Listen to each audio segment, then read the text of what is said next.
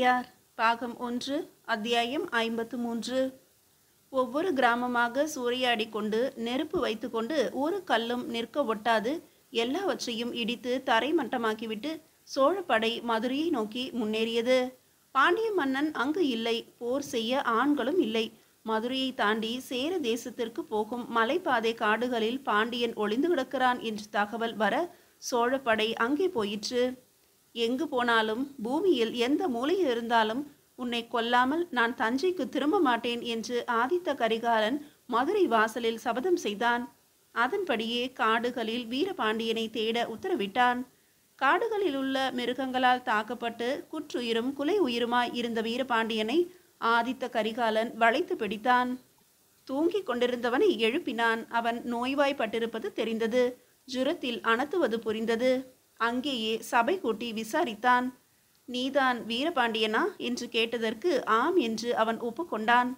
சோழ தேசத்து எல்லையில் படைகளை, கேவலமான படைகளை அனுப்பி பொதுமக்களை தொந்தரவு செய்தது நீதானா என்று விசாரிக்க, அதுதான் போர் முறை, இனிமேல் அப்படித்தான் என்று சொல்லி வீரபாண்டியன் சிரித்தான். கையிலிருந்து வாளை உருவி 4 அடி எட்டி வைத்து சிரிக்கின்ற வீரபாண்டியனின் தலையை ஆதித்த கரிகாலன் வேகமாக வெட்டி வீழ்த்தினான். சபை மிரண்டது. சுதாரித்து கொண்டு ஆதித்த கரிகாலன் வாழ்க என்று சொன்னது.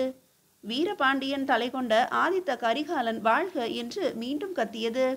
வீரபாண்டியன் தலை தஞ்சாவூர் கோட்டைக்கு வெளியே வெகுநாள் அழுகி கிடந்தது. பிரம்மராயர் இந்த கதைகள் மொத்தமும் சொல்ல அருண்மொழி இந்த விஷயம் தவறு என்று மெல்ல முணுமுணுத்தான். ஆமாம், தவறுதான். பாண்டிய தேசத்தில் நெஞ்சில் அடித்து கொண்டு அழுகிறார்கள். ஒப்பாரி பாட்டாக இதை பாடுகிறார்கள். கைகளை கட்டி போட்டு கழுத்தை வெட்டி போட்டானே ஆதித்த கரிகாலன் என்று சொல்கிறார்கள். அவர்கள் செய்யும் அநியாயங்களை மறந்துவிட்டு நாம் அநியாயம் செய்தவர்களாக ஜனங்களிடம் கவிதைகள் எழுதி கொடுக்கிறார்கள். காலா காலத்து பகையாக இருக்கிறது. எப்பொழுது தீரும் என்று தெரியவில்லை. பிரம்மராயர் கவலைப்பட்டார். மதுரை என்கிற நகரம் தவிர மற்ற எல்லா ஊரும் நாசமாக்கப்பட்டன. எல்லா விளைநிலங்களும் நாசமாக்கப்பட்டன. எல்லா கால்வாய்களும் உடைத்து மண் போட்டு மூடப்பட்டன. கட்டாந்தரையில் ஆறுகள் திருப்பி விடப்பட்டன. பாண்டிய தேசம் மறுபடியும் பழைய நிலைக்கு வர இன்னும் 10 வருடங்களாகும். பாண்டிய மக்கள் பல பேர் சேர தேசத்திற்கு ஓடிவிட்டார்கள். பல பேர் ஈழ தேசத்துக்கு போய்விட்டார்கள். இன்னும் பல பேர் காடுகளில் ஒளிந்து வாழ்கிறார்கள். சோழர்கள் போனதும் மறுபடியும் பாண்டிய தேசம் வர வேண்டும் என்று அவர்கள் திட்டமிட்டிருக்கிறார்கள். வருடம் ஒன்றாகியும் வரவில்லை. பாண்டிய தேசம் ஒரு சுடுகாடு போல காட்சியளிக்கிறது. சேரர்களின் கொட்டத்தை அடக்கி பாண்டிய மக்களை சமாதானப்படுத்தி மறுபடியும் ஊருக்கு வரவழைத்தால்தான் நல்லது. இல்லையெனில் இந்த தேசம் பாழ்பட்டு போகும் என்று அரசு சபையில் எடுத்து சொன்னார். ஆதித்த கரிகாலன் சேரர்களையும் பழிவாங்குவேன், முன்குடுமி சோழியர்களை இந்த சபையில் நிறுத்தி பிரம்பால் அடிப்பேன் என்று மறுபடியும் சபதம் செய்தான். மதுராந்தகருக்கு அந்த சபையில் எந்த மரியாதையும் இல்லாது போயிற்று. செம்பியன் மாதேவியும் மதுராந்தகரும் கூடி கூடி பேசுவது அரண்மனையில் உள்ள எல்லோருக்கும் தெரிந்தது. சுந்தர சோழரை செம்பியன் மாதேவி சந்தித்து பேசினாள். ஆதித்த கரிகாலனை அடக்கி வையுங்கள். ஒரு அரச சபையில் எல்லாமும் அவன்தான் தீர்மானம் செய்வதா? நீங்கள் எதுவும் பேச மாட்டீர்களா? பாண்டியனின் தலை கொண்டு வந்துவிட்டால் சோழ தேசத்தின் அரசனாகிவிட்டோம் என்று நினைத்து கொள்வதா? யார் வாரிசுக்கு உண்மையான உரிமை என்பதை அவனுக்கு தெரிவித்து விடுங்கள். திரும்ப திரும்ப இது பற்றி நான் உங்களுக்கு சொல்லிக் கொண்டிருக்க மாட்டேன். வேறு விதமான நடவடிக்கைகள் எடுத்து விடுவேன் என்று எச்சரித்தாள். இதுவும் அரண்மனையில் உள்ள எல்லோருக்கும் ரகசியமாய் தெரிய வந்தது. பழையாறை அரண்மனை கவலையில் ஆழ்ந்தது. யாரும் யாரோடும் வாய் திறந்து பேசவே பயந்தார்கள். குந்தவையும் அருண்மொழியும் காவிரிக்கரை ஓரமுள்ள அரண்மனையில் தங்கி மக்களோடு பேசி பழகி இரவு நேரங்களில் என்ன செய்வது என்று தனியே விவாதித்து கொண்டிருந்தார்கள். ஆதித்த கரிகாலருக்கு அமைச்சராகவோ சேனாதிபதியாகவோ என்னால் இருக்க முடியுமா என்று எனக்கு தெரியவில்லை அம்மா என்று பிரம்மராயர் குந்தவையிடம் வருத்தத்தோடு பேசினார். அவருடைய படபடப்பு நல்லதல்ல. அவருக்கு அது கெடுதலை தரும். அவருக்கு கெடுதல் வந்தால் சோழ தேசத்திற்கு கெடுதல் வந்தது போல. ஆனால் அவரிடம் கூட எப்படியாவது சமாளித்து சேனாதிபதியாக இருந்து விடுவேன். மதுராந்தகரிடம் சேனாதிபதியாக இருப்பது என்பதை நினைக்கவே பயமாக இருக்கிறது. ஏன்? மதுராந்தகர் எதுவும் புரியாத, எது பற்றியும் தெரியாத ஒரு மனிதராக இருக்கிறார் அம்மா. எல்லாவற்றிற்கும் அம்மாவை கேட்க வேண்டும், அம்மாவை கேட்க வேண்டும் என்று பதில் சொல்கிறார். அந்த அம்மாவுக்கோ எல்லாம் புரிந்தது போல ஒரு நினைப்பு. சகலமும் தவறாக புரிந்து கொண்டிருக்கிறார். நான் என்ன சொல்லுகிறேனோ அதற்கு எதிர்ப்பதமாக பேசுகிறார்.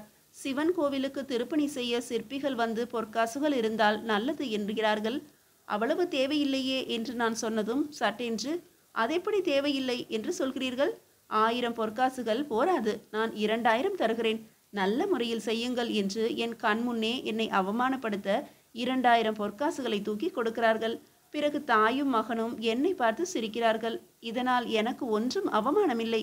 சோழ தேசம் இவர்களால் சின்னாபின்னப்பட்டு போகும் என்றுதான் எனக்கு தோன்றுகிறது. மதுராந்தகனுக்கு இளவரசு பட்டம் கிடைக்க வேண்டும் என்பதற்காக செம்பியன் மாதேவி தன்னுடைய அரண்மனையில் சாக்த உபாசகர்களை கொண்டு சக்தி பூஜை செய்கிறார். மிக பெரிய காளி பூஜை நடத்துகிறார். எதிரிகளை கொல்வதற்காக எதிரிகளின் பிரதமைகளை வைத்து பூஜை செய்கிறார். அதில் ஒரு பிரதமை சுந்தர சோழரை போல இருக்கிறது என்று ஒற்றர்கள் வந்து சொன்னார்கள். நான் ஆடி போய்விட்டேன். இன்னும் ஒரு பிரதமை ஆதித்த கரிகாலனை போல இருக்கிறது. இன்னும் ஒரு பிரதமை என்னை போல இருக்கிறது. இன்னும் ஒரு பிரதமை என்று சொல்லிவிட்டு அமைதியாக தரையை பார்த்து கொண்டிருந்தார். சொல்லுங்கள் பிரம்மராயரே, இன்னொரு பிரதிமை யாரை போல இருந்தது? என்னை போலவா? குந்தவை ஆவலுடன் விசாரித்தாள். இல்லை அம்மா, அருண்மொழியை போல இருந்தது என்று சொல்லி இருக்கிறார்கள். கிரீடம் இல்லாமல் தலைப்பாக இல்லாமல் மேலே துணியை போர்த்தி கொண்டு வருகிற அரச குடும்பத்தினர் இவர் மட்டும்தானே? அப்படியே இவர் போல தத்ரூபமாக ஒரு பிரதிமை வைக்கப்பட்டிருக்கிறதாம். அருண்மொழி இதை கேட்டதும் வாய் விட்டு சிரித்தான். குந்தவையோ முகம் வெளிரினாள். வாள் எடுத்து போரிட முடியாத மதுராந்தகன் இப்படி ஒரு வழிக்கு போகிறானா? அவன் என்ன செய்வான்? அவன் வளர்ந்த விதம் அப்படி, அவன் தாயாருடைய புத்தி அப்படி. இதற்கெல்லாம் பயந்தால் வாழ்க்கை நடத்த முடியாது, அரசியல் செய்ய முடியாது. மனிதர்கள் 4 விதமாகத்தான் இருப்பார்கள். வெற்றி பெற 4 விதமாக முயற்சிப்பார்கள். சகலமும் நாம் சமாளித்துதான் ஆக வேண்டும். நேரே வந்து சண்டை போட்டால் சமாளிப்பாய் அருண்மொழி. ஆனால் இதை எப்படி சமாளிக்க முடியும்? நாம் கருவூர் தேவரிடம் போய் ஆலோசனை கேட்போம் அக்கா. கருவூர் தேவர் என்ன சொல்கிறாரோ அது போல நடந்து கொள்வோம். அவரை மீறி இந்த தேசத்தில் யார் என்ன செய்ய முடியும் என்று அருண்மொழி சொல்ல குந்தவையும் பிரம்மராயரும் உடனே கிளம்பினார்கள். கருவூர் தேவர் அவர்களை வரவேற்று விஷயம் கேட்டறிந்து பிறகு கண்களை மூடிக்கொண்டார். அருண்மொழி, கை கால் அலம்பிக்கொள், தர்பை ஆசனத்தில் அமர்ந்து கொள், நான் சொல்கிற மந்திரங்களை திரும்ப திரும்ப சொல், எல்லா தேவதைகளையும் இங்கு வரவழைத்து ஆசனம் கொடு, அர்க்கியம் கொடு என்றார். அருண்மொழி அவர் சொன்னது போல செய்தான். இவர்களுக்கு முன்பு நீ ஒரு சத்தியம் செய்து தர வேண்டும். இவர்களை சாட்சியாக வைத்து நீ ஒரு வாக்குறுதி தர வேண்டும். என்ன என்று அருண்மொழி கேட்க, மிக பெரிய சிவன் கோயில் ஒன்று என்னுடைய ஆட்சி காலத்திலே நான் எழுப்புவேன் என்று சத்தியம் செய்தால்? அருண்மொழி கூர்மையாக அவரை பார்த்து கேட்டான். உனக்கு அருகே எந்த தீய சக்தியும் வராது. எந்த எதிரியும் உன் எதிரே வாழ் உருவி நிற்க மாட்டான். உன்னை அழிக்கின்ற அத்தனை முயற்சிகளும் எதிராக மாறும். எந்த ஆயுதமும் உனக்கு முன்பு பயனற்று போகும். அருண்மொழி அக்காவை பார்த்தான். அக்கா சரி என்று தலையசைத்தாள். என் வாழ்நாளில் என்னால் முடிந்த அளவு மிக பெரிய கோயில் ஒன்று எம்பெருமான் ஈஸ்வரன் சிவனுக்கு நிச்சயம் கட்டுவேன், இது சத்தியம் என்று ஆவாகனம் செய்த தேவதைகள் முன்பு கை தூக்கி பூமியில் வைத்து சத்தியம் செய்தான். சடசடவென்று அந்த வெயில் தேசத்தில் ஒரு மழை பெய்து ஓய்ந்தது. கருவூர் தேவர் சந்தோஷமானார். குந்தவைக்கு நன்றி சொன்னார். நீ இவனை இங்கு அழைத்து வந்தது அரசியலில் மிகப்பெரிய திருப்பம். சோழ சரித்திரம் மறுபடியும் நேர் செய்யப்பட்டு விட்டதம்மா. இதை நான் நன்கு உணர்கிறேன். இன்னும் சிறிது காலத்திற்கு நீயும் அருண்மொழியும் அமைதியாக இருங்கள். இன்னும் சிறிது காலம் என்றால் 16 வருடங்கள். சனி தசை முடியும் வரை மக்களோடு மக்களாக கலந்திருக்கட்டும். மக்களுக்கு நடுவே படுத்து உறங்கட்டும். அந்தணர்களோடு அன்பொழுக பேசட்டும். வேளாளர்களுக்கு வேண்டிய உதவிகளை செய்து தரட்டும். தான் என்கிற அலட்டல் சிறிதுமின்றி மக்களோடு மக்களாக அருண்மொழி கலந்து கொள்ளட்டும். இது அருண்மொழியை பலப்படுத்தும். அருண்மொழியை பலப்படுத்தினால் சோழ தேசத்தை பலப்படுத்துவது போல ஆகும். மதுராந்தகன்தான் உண்மையில் ஆட்சி செய்ய வேண்டும். ஆட்சிக்கு வாரிசு அவன்தான். அந்த விஷயத்தையும் விட்டு கொடுத்து விடுவோம். மதுராந்தகனை ஆட்சியிலிருந்து அப்புறப்படுத்தினால் செம்பியன் மாதேவியின் வயிற்றெரிச்சல், மதுராந்தகனின் வயிற்றெரிச்சல் நம்மை தொந்தரவு செய்யும். அவர்கள் ஆட்சி பீடம் ஏறி இந்த அவஸ்தையை தாங்காது, இது வேண்டாம் என்று உதறிவிடட்டும். பிறகு அருண்மொழி உள்ளே வரட்டும். இந்த வகையான மாற்றம்தான் சேரர்களை, பாண்டியர்களை, ஈழ தேசத்தவர்களை மண்டி போட வைக்கும். அருண்மொழி, உன்னுடைய அடுத்த படையெடுப்பு ஈழ தேசத்தை நோக்கி இருக்க வேண்டுமே தவிர பாண்டிய தேசத்தை நோக்கி போகாதே. ஆதித்த கரிகாலன் அங்கு செய்திருக்கின்ற கலவரங்களால் அந்த மக்கள் வெறுத்து போயிருக்கிறார்கள். இன்னும் 10-12 வருடங்களுக்கு பிறகு அவர்களுடைய மனம் சமாதானமாகும். அடுத்த தலைமுறை வருகிற பொழுதுதான் இந்த வேகம் சற்று மட்டுப்படும். இப்பொழுது அவர்களுக்கு வேண்டியன கொடுத்து நமது சகோதரராக்கி கொள்ளலாம். அவர்கள் செய்தார்கள் என்பதற்காக நாமும் அவர்களை பதிலுக்கு தண்டித்து கெட்ட பெயர் வாங்கி கொடுத்து விட்டோம். நீ அங்கு போகாமல் இருப்பதே நல்லது. சேரர்களையும் இப்போது தாக்க வேண்டிய அவசியமில்லை. சேர மன்னன் அந்தணர்களிடம் சிக்கிக்கொண்டு அவஸ்தைப்பட்டு கொண்டிருக்கிறான். சேர தேசத்தில் கசப்பு மண்டி கிடக்கிறது. இப்போது நாம் போய் அங்கு படையெடுப்பு நடத்தினால் அவர்கள் தங்களுடைய கசப்புகளை மறந்து ஒன்றாகி விடுவார்கள். அப்படி ஒன்றாவதில் அவர்களை பலப்படுத்துவது போலாகும். இன்னும் 10 வருடம் சேர தேசத்து பக்கம் போகாமல் இருந்தால் அங்கு வெகு நிச்சயமாக உள்நாட்டு கலகம் ஏற்படும். தாழ்த்தப்பட்ட 4வது வருணத்தினர் கிளர்ச்சி செய்து அந்தணர்களை பழிவாங்க எழுந்திருப்பார்கள். அது சேர தேசத்தின் அடிப்படை விஷயத்தையே மாற்றிவிடும். அப்போது படையெடுப்பை மேற்கொள்வது நல்லது. இதற்கு கிட்டத்தட்ட 16 வருடங்கள் ஆகும். 16 வருடங்களுக்கு பிறகு நீ அரியணையில் ஏறி அமர்ந்ததும் முதல் வேளையாக காந்தலூர் சாலையை நோக்கி உன்னுடைய படையை நடத்தி அங்கு இருக்கின்ற கடிகைகளை அடித்து துவைத்து அந்த சேர தேசத்து அந்தணர்களை கடுமையாக தண்டித்துவிடு. அதுவரை அவர்களுக்கு நல்ல காலம் வாழ்ந்துவிட்டு போகட்டும். நானா? அரியணையிலா? ஐயோ, என் தமையனார் ஆதித்த கரிகாலர்? அருண்மொழி நெற்றியை சுருக்கினார். அதற்கு முன்னால் ஈழத்தின் மீது ஒரு படையெடுப்பு நடத்தி அந்த மன்னர்களுக்கு ஒரு பயமுறுத்தலை ஏற்படுத்து. பிரம்மராயரே, உங்களுக்கும் கூட இது மிகவும் பொருந்தும். அருண்மொழி வெற்றி பெற வேண்டும் என்று பிரார்த்தனை செய்து கொள்ளலாம். அந்தணராகிய நீங்கள் சேனாதிபதி பதவியை துறந்துவிட்டு அல்லது வெறுமே உப்புக்கு சேனாதிபதியாக இருந்து உங்கள் ஊருக்கு போய் காளி உபாசனை செய்து கொண்டிருக்கலாம். அங்கே செம்பியன் மாதேவி செய்யும் காளி உபாசனைக்கு எதிரான ஒரு காளி உபாசனை இங்கே உங்களுடைய ஊரில் நடத்தலாம். 8 கரங்கள் கொண்ட அழகிய காளி பொம்மையை உங்கள் ஊரிலேயே குளக்கரைக்கு அருகே நிர்மாணம் செய்து இடையராது காலையும் மாலையும் பூஜை செய்து சாத்வீகமான நைவேத்தியங்கள் செய்து அவளுக்கு உண்டான பீஜாட்சர மந்திரங்களை அந்தணர்களை விட்டும் பெண்களை விட்டும் செய்ய சொல்லுங்கள். சோழ தேசத்திற்காக அந்த மந்திர ஜபத்தை தத்தம் செய்ய சொல்லுங்கள். அது நல்ல பலனை கொடுக்கும். குந்தவை, நீ திருமணம் செய்து கொள்ள வேண்டிய தருணம் வந்துவிட்டது. உன்னை தேடி உன் புருஷன் வந்து கொண்டிருக்கிறான். உன்னை பற்றி கேள்விப்பட்டு தனக்கு அப்படிப்பட்ட ஒரு மனைவிதான் வேண்டும் என்று ஆசைப்பட்டு தஞ்சையை நோக்கி வந்து கொண்டிருக்கிறான். அழகன், அறிவுள்ளவன், அமைதியானவன். அவனால் உன் தம்பிக்கு மிகப்பெரிய நன்மைகள் ஏற்பட போகின்றன. விவகாரங்களில் மனம் விட்டு பேச அருண்மொழிக்கு ஆள் இல்லை. அவன் உன்னோடுதான் பேசிக்கொண்டிருக்கிறான். இது போதாது. நாளாக நாளாக அனுபவம் வாய்ந்த போர்த்திறன் கொண்ட ஒரு நபரோடு இது பற்றி பேசுவது அருண்மொழிக்கு நல்லது. அப்படிப்பட்ட நபராக உன் புருஷன் விளங்குவான். நீ சந்திக்க நேரும்போது அவனுக்கு வயிறார உணவு கொடுத்து தூங்குவதற்கு இருப்பிடமும் ஏற்பாடு செய். உன்னுடைய கனவில் அவனுடைய காரியங்கள் அவனுக்கு தெளிவாக்கப்படும். அவன் சோழர்களை பற்றிய தன்னுடைய எதிர்கொள்கைகளை விட்டுவிட்டு முற்றிலும் உங்களுக்கு ஆதரவாக திரும்புவான். எதற்கும் எவரும் பயப்பட வேண்டாத இது சோதனை காலம். வண்ணத்து பூச்சிகள் கூடு கட்டி உறங்குவதில்லையா? அதுபோல அமைதியாக உங்கள் மனம் உறங்க வேண்டிய காலம் இது. எது நடந்தாலும் பதட்டப்படாமல் இறைவன் வகுத்த வழி என்று நீங்கள் நினைக்க வேண்டிய காலம். ஆதித்த கரிகாலனைப் போல படபடப்பு அடையாமல் 10 விதமான கட்டளைகளை ஒரே நேரத்தில் பிறப்பிக்காமல் தெளிவாக சிந்திக்க வேண்டிய காலம். அருண்மொழி, கோயில் கட்டுகிறேன் என்று சொல்லிவிட்டு தினம்தோறும் நீ நினைவுபடுத்திக் கொள்ள வேண்டும் என்பதற்காக 3 காரியங்கள் செய்ய வேண்டும். தினமும் திருநீறு பூச வேண்டும். தினமும் ஏதாவது ஒரு சிவனடியாருக்கு உணவு கொடுக்க வேண்டும். மண்ணிலோ கல்லிலோ சிவலிங்கம் பார்த்தால் கண் மூடி நின்று ஒரு முறையேனும் நீண்ட நெடுஞ்சான் கிடையாக விழுந்து நமஸ்கரிக்க வேண்டும். இந்த 3 விஷயங்களை செய்கிற போதெல்லாம், ஐயனே, உனக்காக மிகப்பெரிய கோவில் ஒன்றை கட்டுவேன் என்ற சங்கல்பத்தை நீ சொல்லிக்கொள்ள வேண்டும். அருண்மொழி சரி என்று உறுதி கொடுத்தான். தன்னுடைய சங்கல்பம் நிறைவேற ஆசீர்வதிக்குமாறு கருவூர் தேவரின் காலில் விழுந்து நமஸ்கரித்தான். பிரம்மராயரின் காலில் விழுந்தும் வணங்கினான். பிரம்மராயர் எழுந்து அருண்மொழியை தழுவிக்கொண்டார். மீதியை அடுத்த அத்தியாயத்தில் காணலாம். அத்தியாயம் 54. பிரம்மராயர் நிலை கொள்ளாமல் முன்னும் பின்னும் அலைந்து பிறகு சட்டென்று நின்று உரக்க பேசினார். கருவூர் தேவரே, இப்படிப்பட்டவனை தான் அரசனாக்க வேண்டும் என்று நான் அலறிக் கொண்டிருக்கிறேன். என் பேச்சு சபை ஏறவில்லை. இப்போது இருக்கிற சுந்தர சோழரும் சரியில்லை, ஆதித்த கரிகாலனும் சரியில்லை, மதுராந்தகனும் சரியில்லை, அருண்மொழி மட்டுமே சரி. கருவூர் தேவரே, உடனடியாக அருண்மொழியை அரசனாக்கிவிட்டால் பல பிரச்சனைகள் தீருமே. இல்லை, சோழ தேசம் சிதறுண்டு போகும். அடிக்குரலில் அந்த சித்த புருஷன் பதில் சொன்னார். அப்படியானால் கருவூர் தேவரே, இவர்களை எங்கு குடியமர்த்துவது? நீங்கள் சொல்வது எனக்கு புரிகிறது. குந்தவையும் அருண்மொழியும் உடையார்குடிக்கு போய்விடட்டும். குந்தவை உடையார்குடியிலிருந்து இன்னும் வடக்கே போய் காஞ்சிபுரமோ அல்லது மேல்பாடியோ போய் தங்கிக் கொள்ளட்டும். அவளுக்கு திருமணமாகிவிட்டால் அவளுடைய கணவன் வீட்டிற்குத்தானே போக வேண்டும். எனவே இதை பற்றி நாம் அதிகம் அலட்டிக் கொள்ள வேண்டிய அவசியமில்லை. அருண்மொழிதான் முக்கியம்.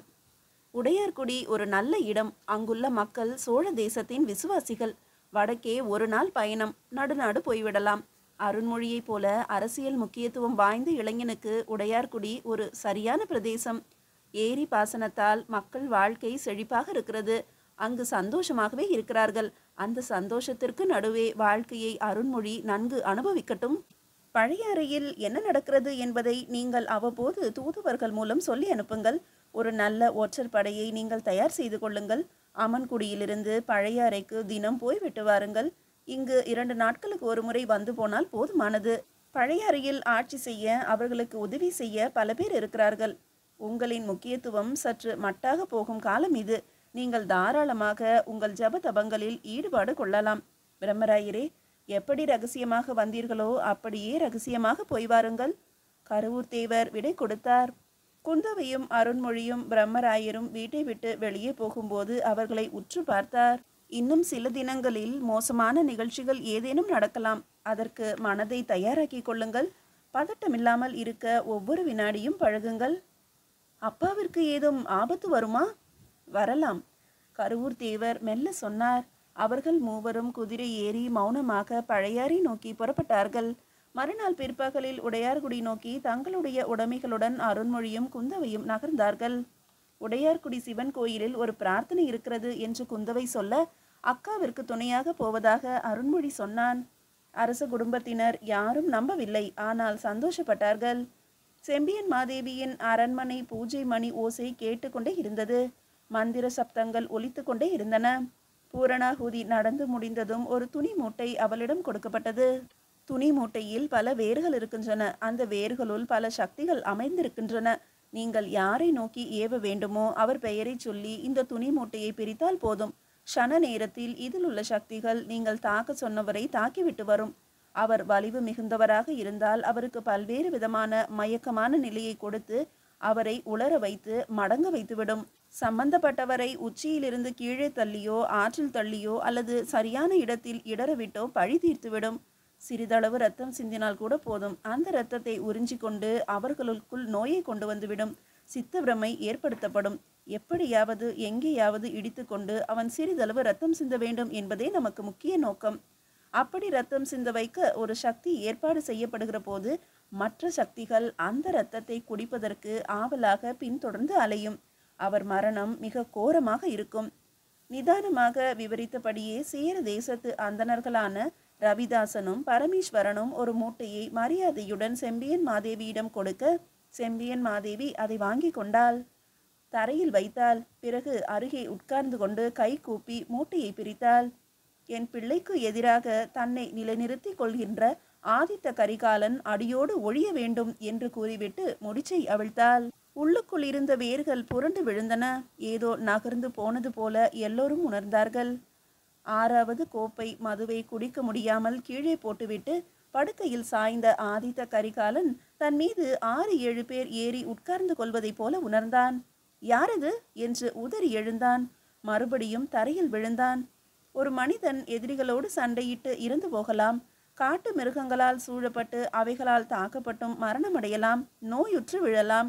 கல் தடுக்கி இறப்பு வரலாம். ஆனால் யாரோடு சண்டை போடுகிறோம், எவரால் தாக்கப்படுகிறோம், எதனால் தம்மை மரணம் நெருங்குகிறது என்று தெரியாமல் சூட்சும சக்திகளால் சிறிது சிறிதாக கொல்லப்படுவதை விட மிக கொடுமையான விஷயம் இந்த உலகத்தில் வேறு எதுவும் இல்லை. இதனாலேயே ஏவலும் பில்லி சூன்யமும் இழிவான விஷயங்களாக கருதப்படுகின்றன.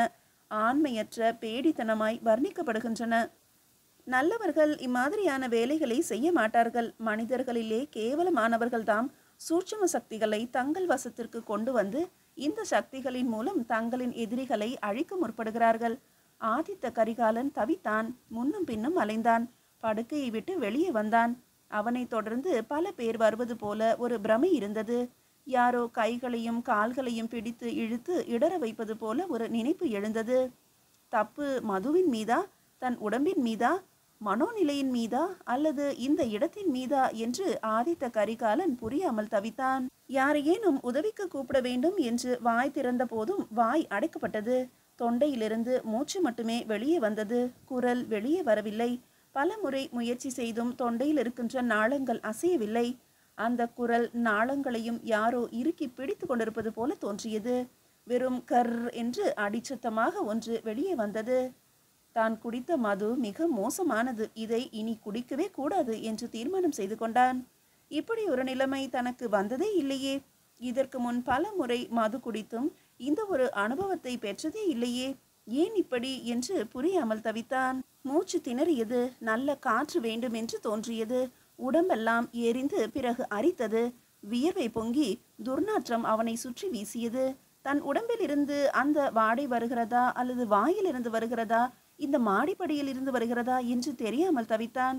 வேகமாக படியேறி மாளிகையின் மேல் மாடிக்கு போனான். அது கடம்பூரின் அரண்மனை.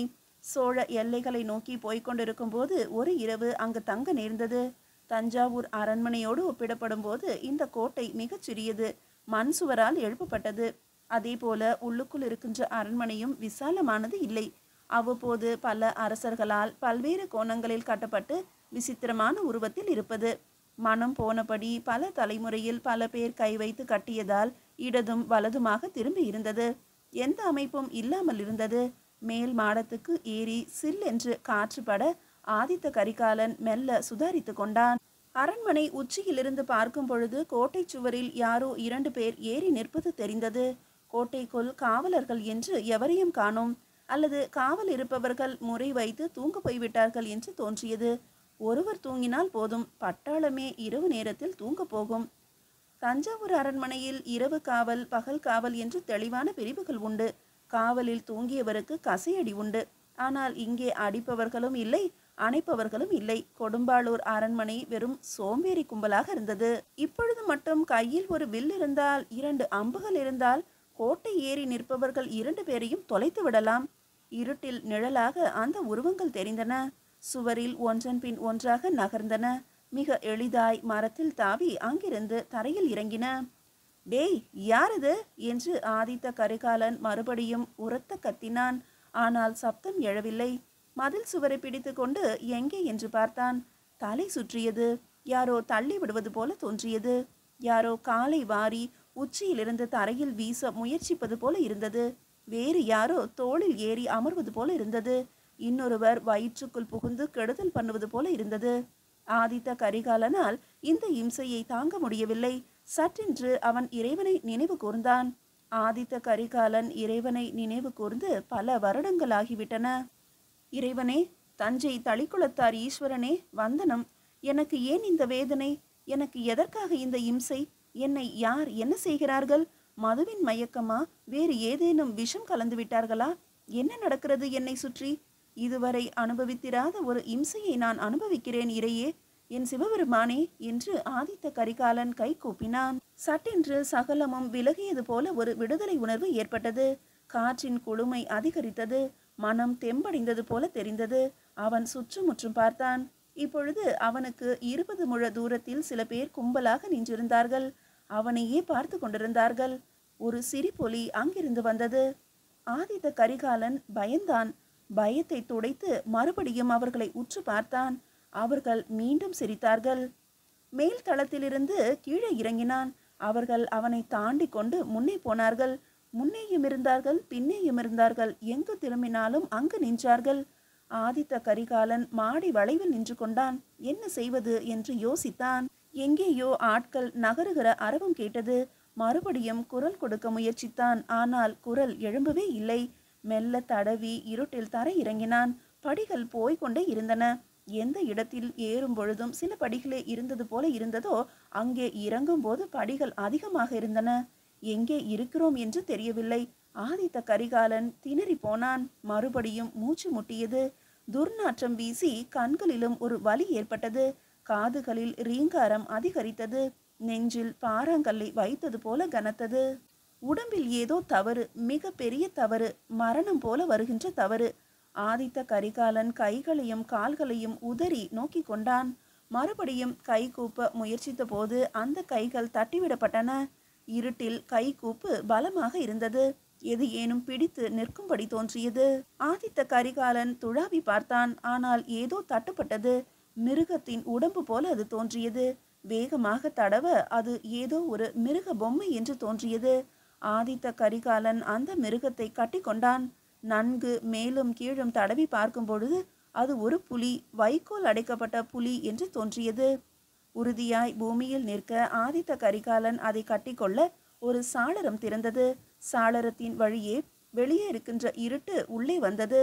உள்ளே இருக்கும் இருட்டுக்கு வெளியே இருக்கும் இருட்டு மெல்லியதாக இருந்ததால் அந்த மெல்லிய இருட்டின் வழியே யாரோ உள்ளே வருவதும் தெரிந்தது.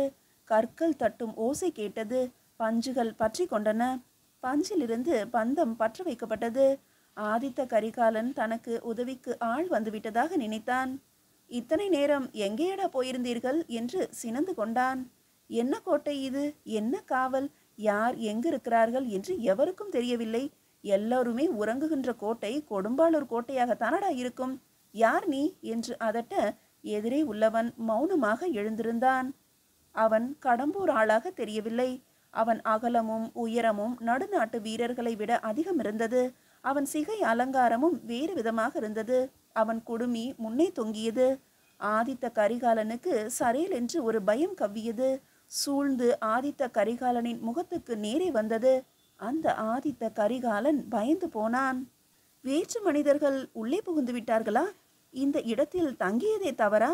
கடம்பூர் அரண்மனையில் இவ்வளவு எளிதாக ஆட்கள் உள்ளே நுழைகிறார்கள் என்றால் தவறு கடம்பூர் அரண்மனையின் மீதா அல்லது இது தெரியாத தன் மீதா என்று கலவரமானான். சுளுந்து வந்த மனிதர்களுக்கு பொதுவாக நகர்த்தப்பட்டது. அவர்கள் முகம் வெளிச்சத்தில் நன்கு தெரிந்தது. ரவிதாசன், இன்னும் ஒருவன் பரமேஸ்வரன். இவர்கள் அந்தணர்கள், மதுராந்தகனின் ஆட்கள். செம்பியன் மாதேவி ஓலை கொடுத்து அழைத்து வந்து பதவி கொடுத்து பாராட்டப்பட்ட முன்குடுமி சோழியர்கள், அதாவது எதிரியின் கையாட்கள். இவர்களுக்கு இங்கென்ன வேலை? எதற்காக என்னை தேடி வந்திருக்கிறார்கள்? ஏன் சாளரத்தின் வழியாக குதித்தார்கள்? சுற்றுமுற்றும் ஆதித்த கரிகாலன் பார்த்தான். ஏதேனும் ஆயுதம் கையில் இருந்தால் நல்லது என்று தோன்றியது. செத்த புலியின் கழுத்தில் ஒரு சங்கிலி கட்டப்பட்டிருந்தது. சங்கிலி கோட்டை சுவர் வரை போயிற்று. இதில் அலங்காரமாக இருந்தாலும் இப்போதைக்கு உதவும். முழு பலத்தோடு புலியின் கழுத்தில் இருந்த சங்கிலியை பளிச்சென்று அறுத்தான். புலி கழுத்து துண்டாகி விழுந்தது. மறுமுனையில் சுவரில் பதிக்கப்பட்டிருந்ததையும் இழுத்தான். சுவரில் இருந்த கல்லோடு சங்கிலி பெயர்ந்து வந்தது.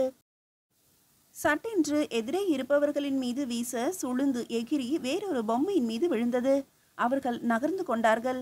வாட்கள் உருவும் ஓசை தெளிவாக கேட்டது. ஆதித்த கரிகாலன் வயிற்றில் மறுபடியும் ஒரு பயத்தை உணர்ந்தான். மீதியை அடுத்த அத்தியாயத்தில் காணலாம்.